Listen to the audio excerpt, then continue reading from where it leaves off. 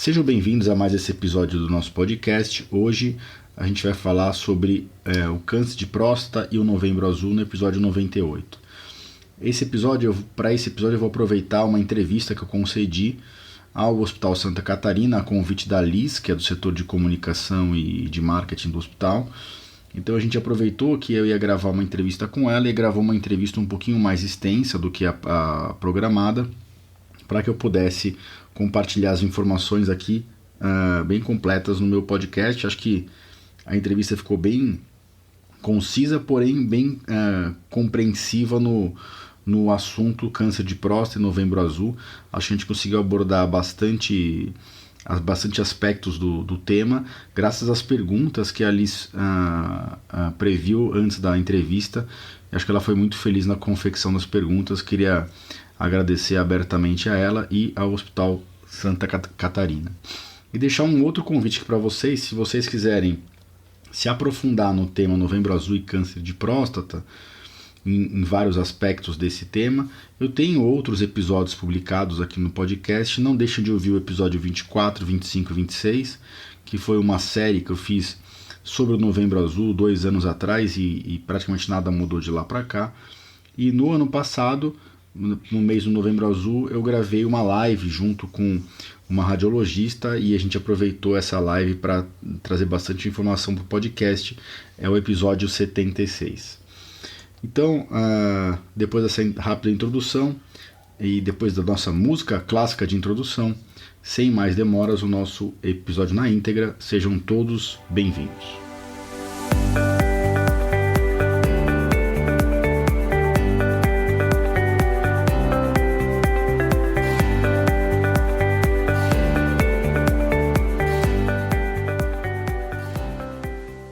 Bem-vindos ao podcast Conversa Aberta com o Urologista.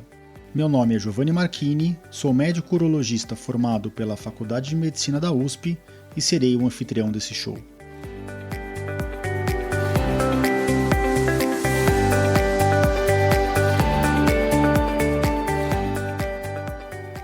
Nesse podcast, queremos compartilhar conhecimento confiável e de qualidade sobre saúde.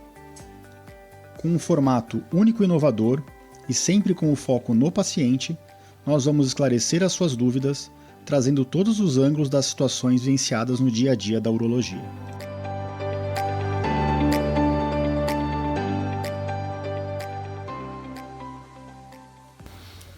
Sejam então bem-vindos de volta ao nosso podcast e antes de passar para a entrevista na íntegra, eu queria só trazer alguns recados para vocês. Primeiro, como sempre, vamos à frase do dia.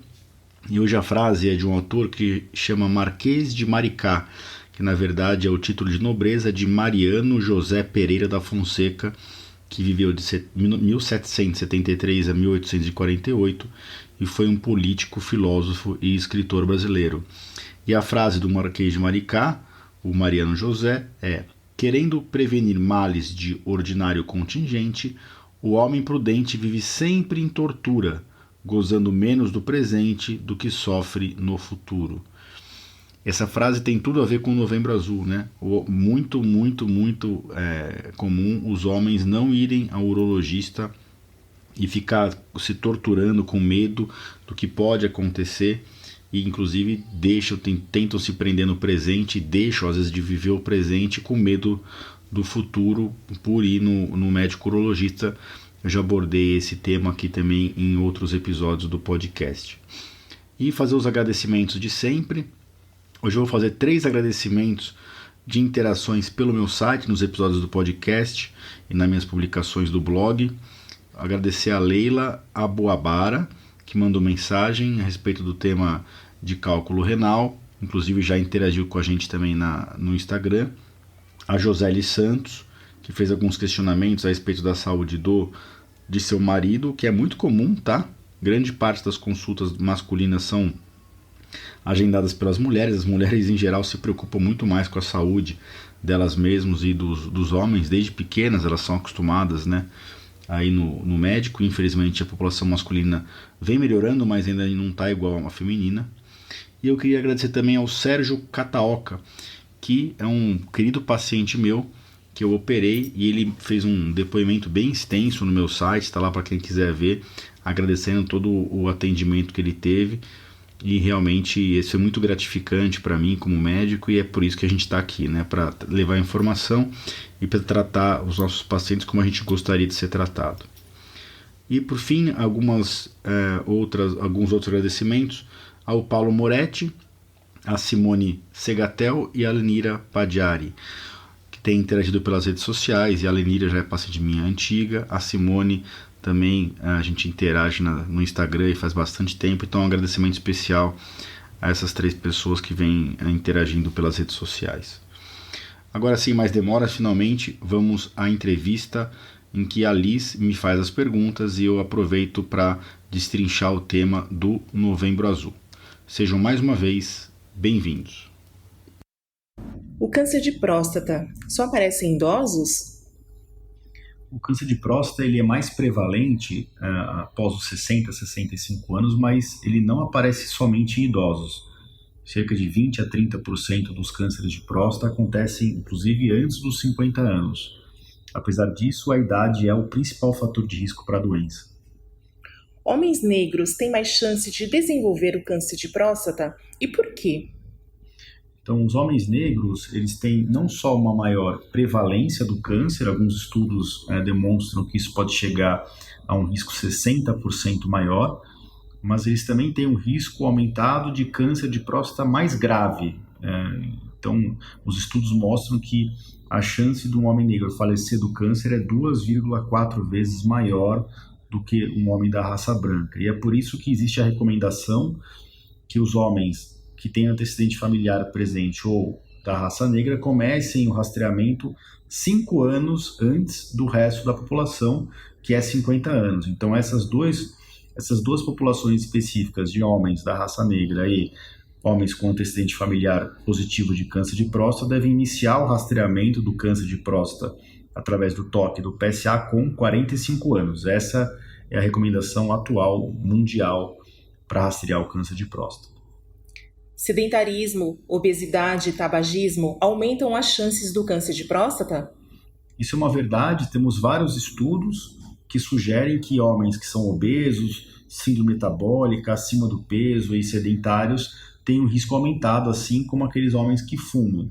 Esses trabalhos são trabalhos difíceis de fazer, então a gente não sabe se são critérios de risco ou de associação, mas nós recomendamos, por serem fatores modificáveis, diferente da idade e do antecedente familiar, nós recomendamos na prevenção do câncer de próstata que se evite o tabagismo, a obesidade e o sedentarismo para tentar evitar um risco aumentado do câncer de próstata nessas pessoas. A alteração do exame de PSA, ela indica o câncer de próstata? Ela pode indicar sim o câncer de próstata. O PSA ele é um marcador, né? Ele é o antígeno prostático específico, ele é específico da próstata e não necessariamente do câncer. Então, homens que têm a próstata muito crescida ou que estão usando sonda porque entraram em retenção urinária, ou homens que estão com uma inflamação ou uma infecção na próstata, podem ter o PSA bem alto. Isso não quer dizer que esse homem tem necessariamente câncer de próstata. Isso determina uma investigação adicional. A gente já sempre junta o PSA, o toque retal. Se a gente identificar algum nódulo, isso aumenta a suspeita e a gente indica a partir daí uma ressonância e uma biópsia. Mas eu queria aproveitar essa pergunta para dizer que o câncer de próstata hoje ele é descoberto na maior parte das vezes pelo toque e pelo PSA na fase assintomática. Então a gente não deve ficar esperando o homem desenvolver sintomas para suspeitar de um câncer de próstata. Quais são os sintomas? Dor óssea, dor nas costas, dificuldade para urinar, sangue na urina, sangue no esperma. Esses são sinais e sintomas que podem sugerir um câncer de próstata mais avançado. Então hoje a gente não fica esperando isso, a gente faz o toque, faz o PSA a partir dos 50 anos para fazer o diagnóstico do câncer numa fase bem inicial, garantindo assim uma maior chance de cura e com menor chance de sequelas. Tá, legal. A gente falou aí do exame de PSA, você mencionou um pouquinho do exame do toque. E falando no exame de toque, por que ele é essencial para essa fase de rastreamento do câncer de próstata, né? Ou o diagnóstico do câncer de próstata? Nós sabemos que alguns tipos de câncer, que não são os adenocarcinomas de próstata, eles não aumentam o PSA. Isso, inclusive, pode acontecer em população masculina mais jovem.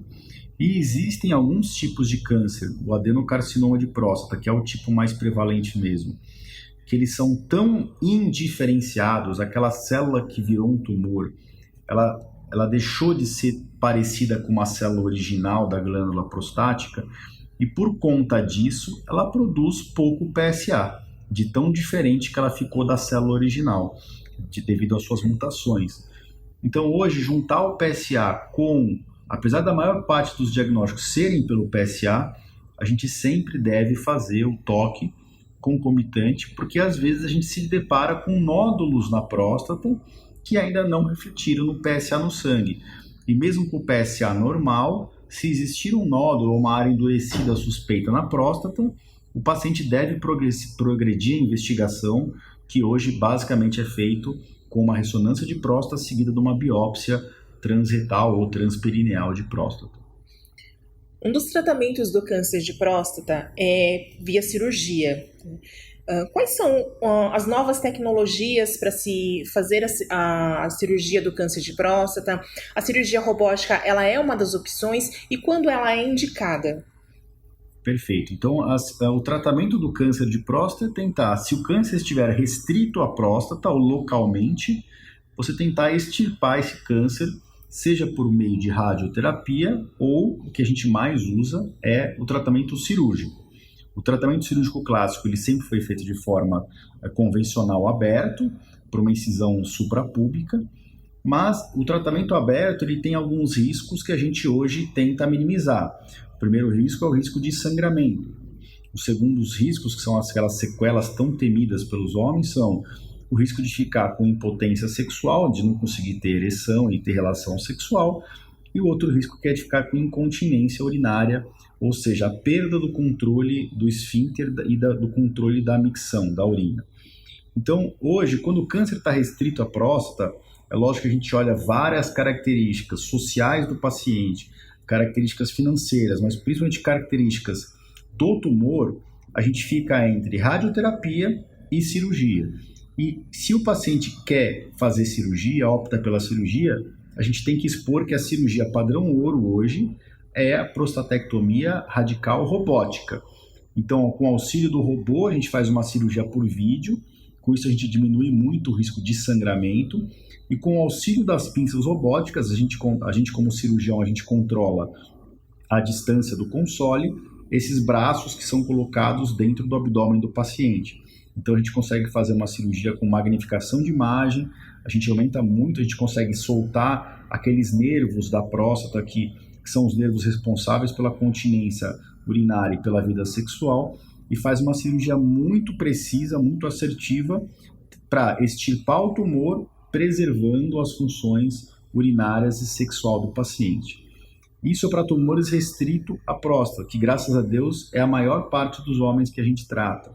Infelizmente, a gente ainda trata homens que demoraram muito para buscar ajuda ou que não faziam rastreamento de forma anual, rotineira, e a gente ainda, infelizmente, trata homens com doença avançada, com pacientes que a gente descobre o tumor, eles já não estão mais restritos à próstata. E aí, quando o tumor já saiu dessa glândula, que é a próstata, não adianta a gente ir lá e só tirar a glândula, a gente tem que tratar o tumor que já está à distância. E nesse caso, a gente indica geralmente ou a cirurgia associada ao hormônio, ou a radioterapia associada ao hormônio, ou hormonioterapia exclusiva, para bloquear o crescimento do tumor, não importa no órgão em que ele esteja, nos gânglios, nos ossos ou em alguma metástase de órgão à distância. Um homem que teve um câncer de próstata, ele pode ter filhos futuramente? Quais são os tratamentos para que esse homem que ainda não teve filho ou que quer ter novos filhos e que teve um câncer de próstata, qual que é a recomendação do urologista nesses casos? Você tocou num ponto muito importante, né? A gente fica pensando só na parte da curativa e de evitar sequelas, mas é importante que se discuta antes do tratamento, não só depois, se esse homem vai ou não querer ter filhos, né? A maior parte dos homens, até pela idade em que a gente faz o diagnóstico do câncer de próstata, já tem mais do que 50, 60 anos e já tem família constituída, já tem filhos, né? Então não é uma grande preocupação, mas cabe a nós, como urologistas, esclarecer que uma vez que a gente retirou a próstata e junto com ela saem as vesículas seminais, esse homem não vai ter mais ejaculação, não vai ter mais produção do esperma, nem conexão dos espermatozoides que vinham do testículo para o líquido seminal, que é o ejaculado. Então, antes mesmo da cirurgia, se o homem demonstra que ele tem interesse em ter filhos, ou a gente não pode fazer a cirurgia, ou o que a gente costuma fazer nessas raras situações é congelar o sêmen do paciente. Já uma vez que o paciente operou e se depois da cirurgia ou da radioterapia ele resolve ter filhos, ele não tem mais ejaculação por um ou por outro motivo, aí o que tem que ser feito é a coleta direto no testículo do homem desses espermatozoides, para que seja utilizada uma técnica de fertilização assistida. Então, o homem operado ou tratado do câncer de próstata, muitas vezes ele não consegue ter mais filhos de forma natural, uma relação sexual com a parceira, mas com as técnicas assistidas, ele ainda consegue atingir esse desejo dele, que é de ter filhos com a sua mulher. Nós estamos aí entrando no Novembro Azul. Pode reforçar a importância do homem buscar os exames preventivos, realizar esse check-up para a sua saúde, principalmente para rastrear o câncer de próstata e também como outros tipos de doenças que envolvem a parte reprodutiva masculina? Claro, até agradeço por essa pergunta. Então, o Novembro Azul, assim como várias doenças, né, nós temos um mês do ano que é utilizado para reforçar a importância das pessoas buscarem a prevenção e buscarem manter a sua saúde. E o mês de novembro foi o mês eleito como Novembro Azul para reforçar a saúde do homem. Antigamente era só focado no câncer de próstata, hoje é focado na saúde masculina de forma geral, já que o câncer de próstata não é a única doença que atinge a população masculina. Apesar disso, é o que a gente dá mais importância como médico. Por quê? Porque o câncer de próstata ele é não só muito prevalente, mas ele ainda mata muito no Brasil e no mundo. O que é um contrassenso, porque é um tumor que, se você descobre nas fases iniciais, que é o modo certo de descobrir, é um tumor que tem mais de 90% a 95% de chance de cura. Então, por que tem tanta gente indo a óbito, falecendo desse tumor? Porque grande parte da população ainda, infelizmente, descobre o tumor numa fase avançada. Nós temos dados do Google Trends que mostram que realmente a procura pelo termo próstata, câncer de próstata, saúde do homem no mês de novembro sobe muito. Em contrapartida, no mês de dezembro e janeiro isso cai.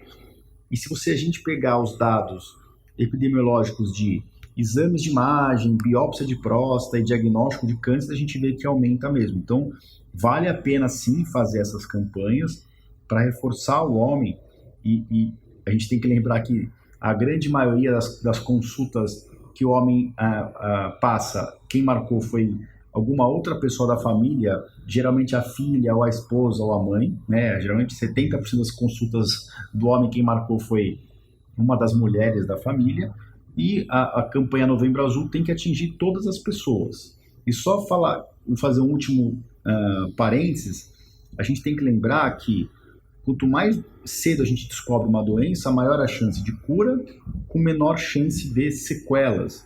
Então o homem tem que perder o medo de ir no urologista, não importa a idade. O urologista tem que ser visto como um amigo que o homem vai visitar uma vez por ano para fazer os seus exames. No nosso consultório é assim que a gente atua, é assim que a gente trata os nossos pacientes, né, como a maior parte, inclusive com uma saúde bem em dia, e a gente fica dando alguns conselhos, algumas recomendações, além de fazer o rastreamento que tem que ser feito do câncer de próstata.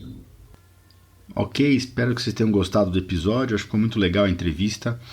E lembrar sempre que esse episódio vai estar em todas as plataformas de podcast, onde vocês gostam de escutar, no Deezer, Spotify, Amazon Podcasts, no Google Podcasts, no Spotify, em todas as plataformas, né, que existem de podcast. E fica também disponível dentro do meu site.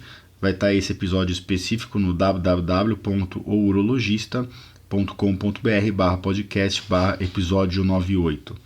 E deixar finalmente um convite de novo, né, para vocês visitarem os outros episódios a respeito desse tema. Os episódios bem completos sobre o tema do Novembro Azul foram os episódios 24, 25, 26 e 76 do podcast. Um grande abraço a todos, um ótimo mês de novembro, espero que todo mundo busque aí a sua saúde. Homens, não deixem de se consultar com os seus urologistas. E a gente se encontra por aqui em 2 semanas. Um grande abraço a todos.